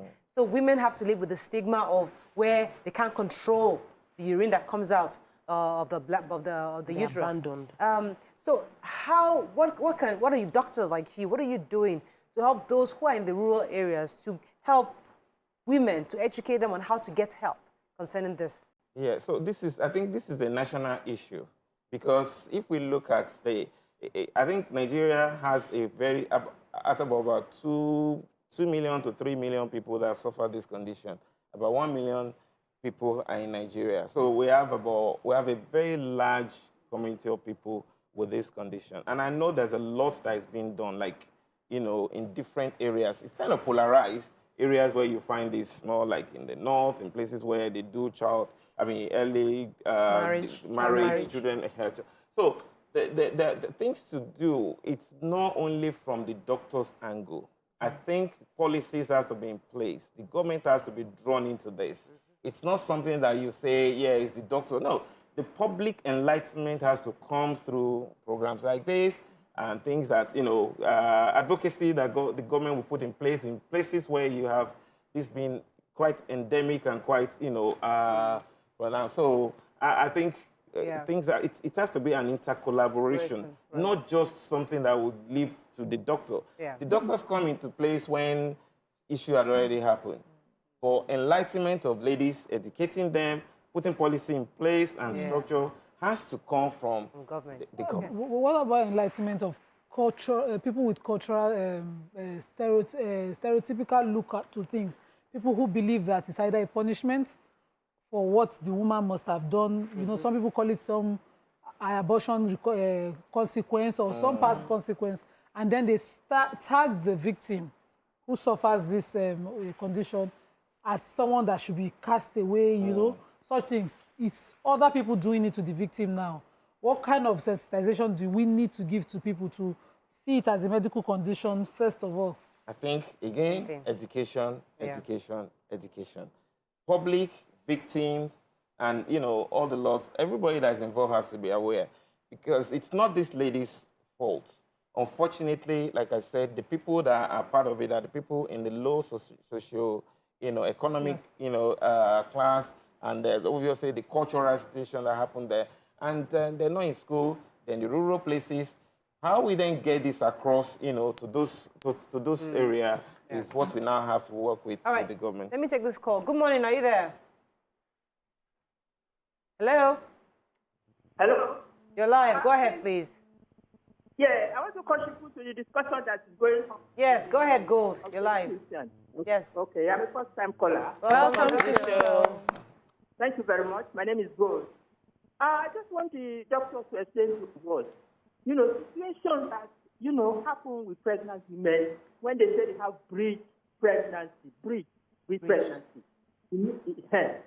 So in most cases in our country, people used to associate that kind of thing to witchcraft, but I know it's not supposed to be like that. What is the cause of it? Because most women die, during childbirth, because they have this breech pregnancy, which wasn't taken care of before the time of delivery. And the doctor, please. Thank you very much, Gold. So do we see that situation whereby mothers die because they have a breached pregnancy? Okay, so when we talk about breech pregnancy, you see, the normal way that baby comes is you have the leg up and the head down. You understand? So at certain stage during pregnancy, baby roll and they turn and they move, like mommy feel the baby moving. So, or at a particular stage, towards the end of the pregnancy, we expect the head to be down, where the head can then descend and then can, go through the birth process. But in a breech situation, an abnormal part of the body is presenting first. For instance, it might be the leg, which is the foot, a breech that comes with the foot. It can be the arm. It could be, the shoulder. So those are, and then what triggers, delivery is a pressure at the late stage of pregnancy. The pressure that irritates the birth canal, and then that leads to, the baby's head to maneuver through that canal. So when you have the hand, for instance, it's not run like the head that can sit in a position and push and put pressure. So that can put pressure. The lady then cannot, without assistance, deliver that baby. You understand? So the baby cannot come because there's no pressure. There's no how you're going to get the baby out. When Nollywood, when those movies say, oh, she's been pregnant for 10 months, it's possible that the baby is breached. Yeah, that's why there's no pressure that the baby can't come out. Or when somebody tells you somebody's pregnant for 10 months, and 2 years. the baby no, the one that we have not heard before. Possible? 2 years. Some people carry this. That's impossible, right? Well, from the clinical perspective, it's so difficult for me to explain to you. 2 years. 2 years. I've heard that. For 10 years, right? Yeah. 10 months, I mean. Yeah, 10 months is still, people can have. That's normal. That can happen. Have you heard of 2 years? That's impossible. Well, I've heard it. I've heard it. Also, but I've never seen it I've been heard of personally. Sorry? Oh, this funny stories. Please, So yeah, I've heard about So, yeah. when the baby is breached, they need assistance. Doesn't it? No Don't- matter yeah, how- you cannot deliver that baby. Is it that the baby will go through an assisted delivery, or there are maneuvers that you can do to realign and reposition the baby and give the lady a chance, or you just have to go through the knife. Okay, doctor, let me ask you this. So we have people who believe in getting women very early and getting girls and getting them pregnant when their body is not ready.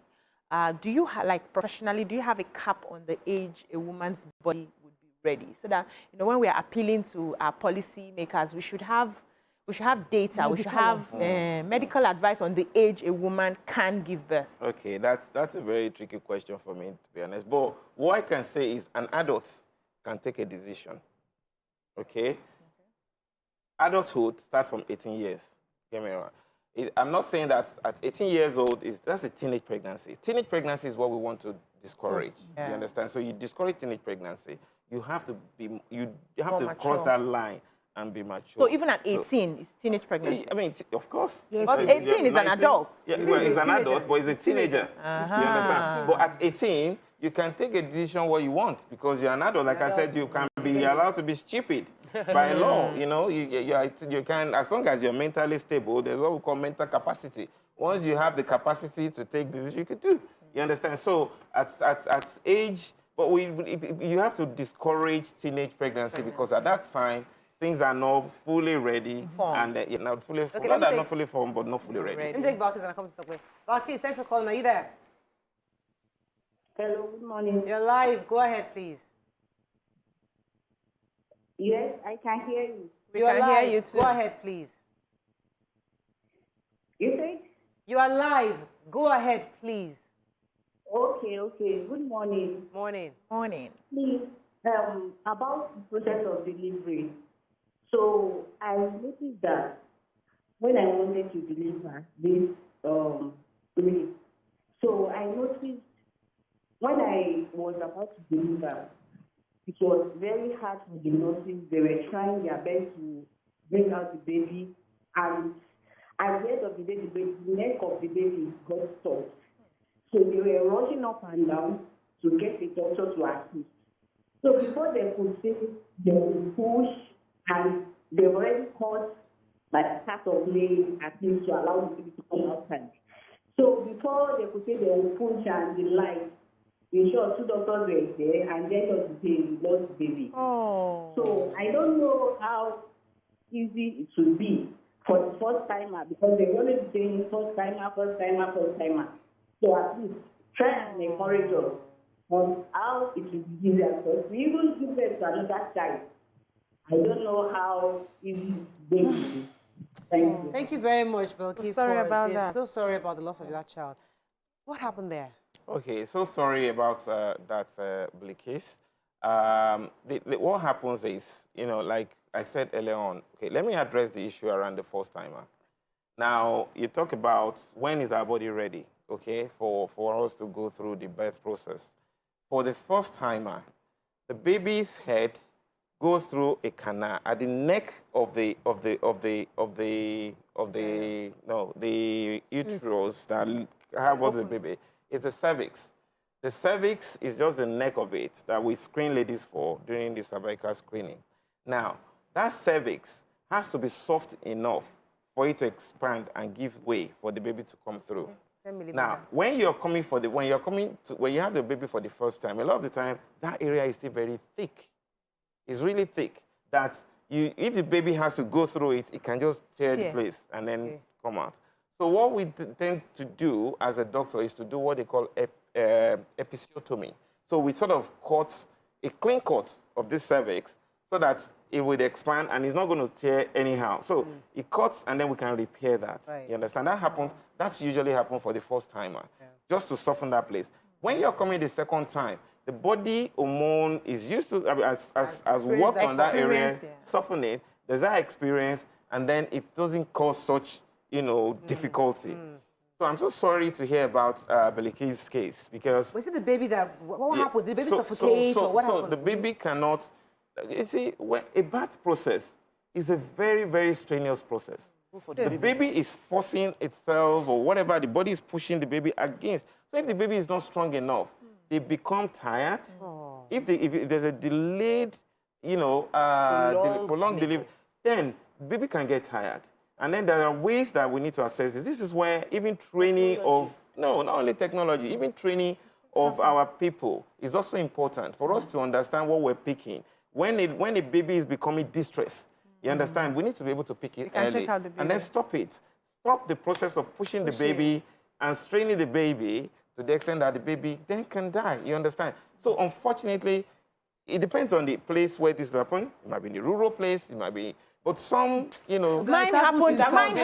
I'm just saying. Mine happened in the city. I'll come to you because I experienced David, it. are you there? Thanks for calling. David, are you there? Yes, I am. You're live. Go ahead, please. Good morning. Thank you very much. Yes, sir. I'd like to quickly make I want to ask a question. Yes, go ahead. My wife was 5 months pregnant. During the period, she constantly and consistently have malaria. She was finally taken to, she had a problem in Abuja, and the doctor gave her, they gave her a drip. Unfortunately, we were having an occasion the following day in the morning. So the doctor did not administer the third drip because he told us that it needs 8 hours between the second and the third drip. We succeeded in that.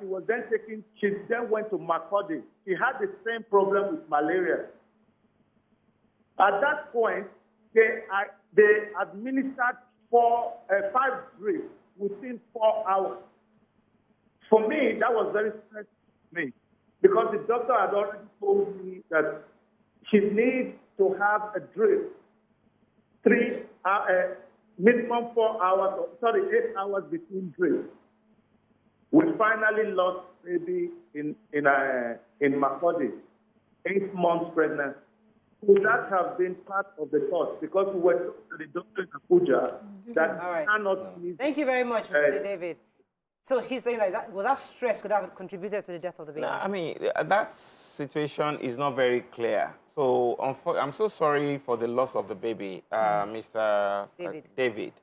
But there are so many things that could have gone wrong there because the treatment, I do not know how much fluid they've given and what actually happened. It might be something else that's resulted in the death of this baby because giving the fluid alone cannot actually, explain the reason why the baby is lost in this. Doctor, I want to bring it back to obstetric fistula because I know that when we start talking about medical malpractices or a little bit of mistake on the part of doctors, we would override why we are here. And really, there are many people around Nigeria, around the world, who, because lack of knowledge, have fallen into obstetric fistula. How expensive is it to get treated, and how available are the technical hands that can repair these damages when it's done? Okay, so in terms of expenses, I have no answer because I do not know. Oh. But I know that, I'm sorry, it's just what I don't know, I do know, because it's not something I can give. I can give the information later about it. But in terms of the availability, there are specialists who are capable of doing this. There's still need for training of more people, more hands, to be on deck here, because I look at the data. If we look at the number of people that are suffering from this disease in this country now, we need with the number of doctors that can operate as it stands now, we need about 83 years for us to do the backlog. Wow. And every year we're having about 50,000, 100,000 people falling victim of this, on yearly basis. So we don't have enough doctors and we have so many patients. We have so many patients. Would you suggest as a preventive that we copy methods abroad where default methods of having your child is by cesarean section? My consultant said that's the safest method where you get mother and child out and they're safe.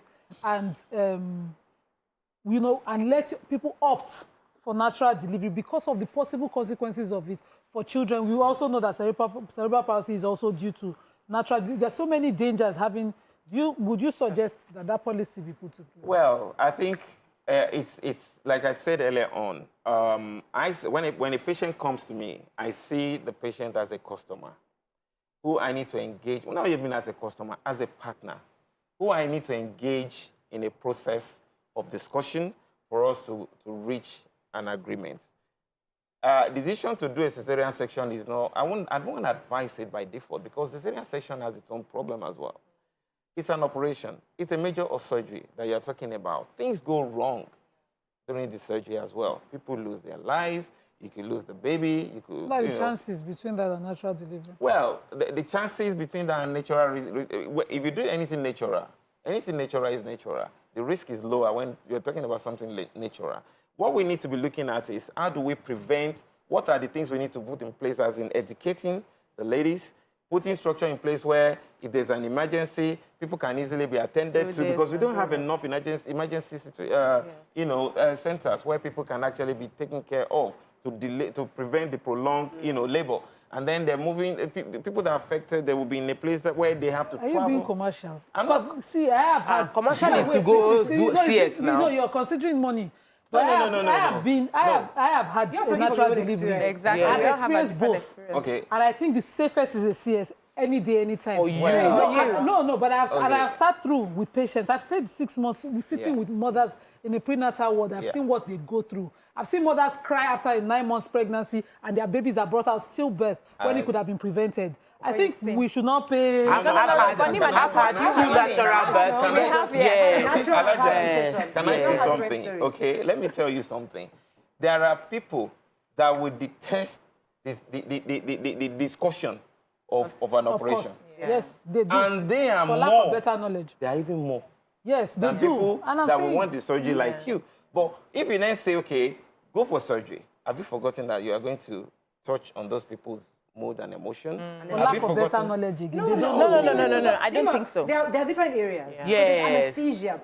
Some people come back and they come back paralyzed or something different. Yes. I've had that situation where natural birth was easier for me. I know the pain I went through 2 years after the C-section. So they're different, depending on who you're talking to. And I think we should let the professional advise at every point in time. And what we should advocate is women, listen to your doctor. If your doctor advises that you should do CS, do CS. If they say you can do questions. A friend. Ask questions. There are 9 siblings. All 9 of them popped out naturally. Their mother never went through CS. Yeah, but the thing is, natural birth is even better after the second, the third one. It's easier. It becomes easier. Doctor, I beg to differ. So every baby comes with his own style and challenges. Yes. I had natural births for the 3 of them. First, second, very easy. Go in, pop it, and come home.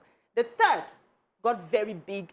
The scan didn't say. We didn't know till I got there and the head got stuck. Exactly what Bilikis experienced. The saving grace was that the baby was still very strong. She came out blue, Kaima. Wow. She came out blue and she got an injury, her nerve. We had to start doing physio for years. I knew what I saw.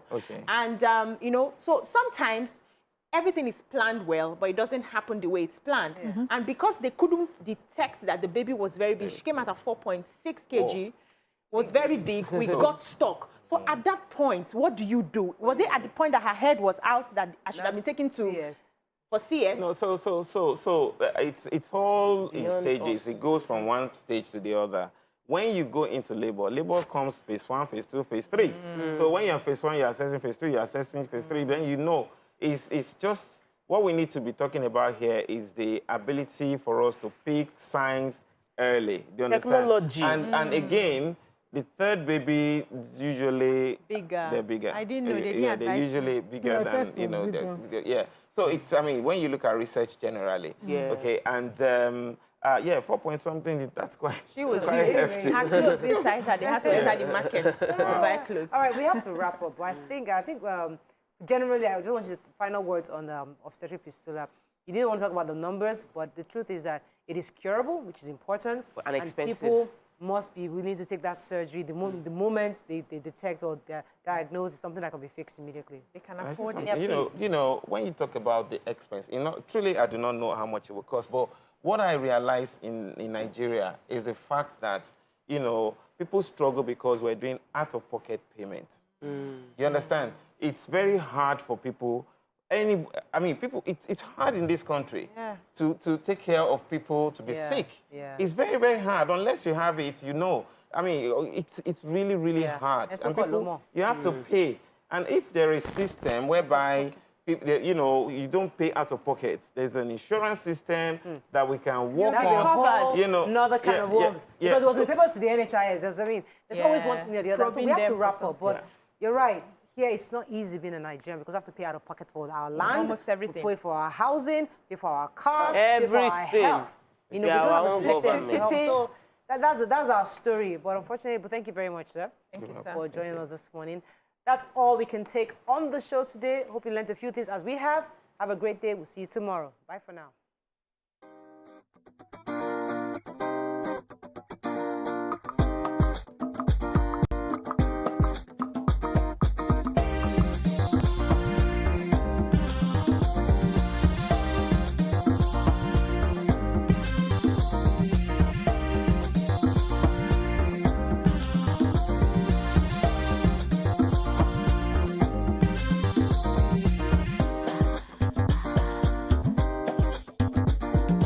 The following is a paid presentation by ShopX TV. Are your kitchen drawers starting to look like a bad garage sale? Steamers, rice cookers, roasters, slow cookers, and just how many pots and pans does one kitchen really need? And every time you cook, cleanup's a disaster. Scraping, scrubbing,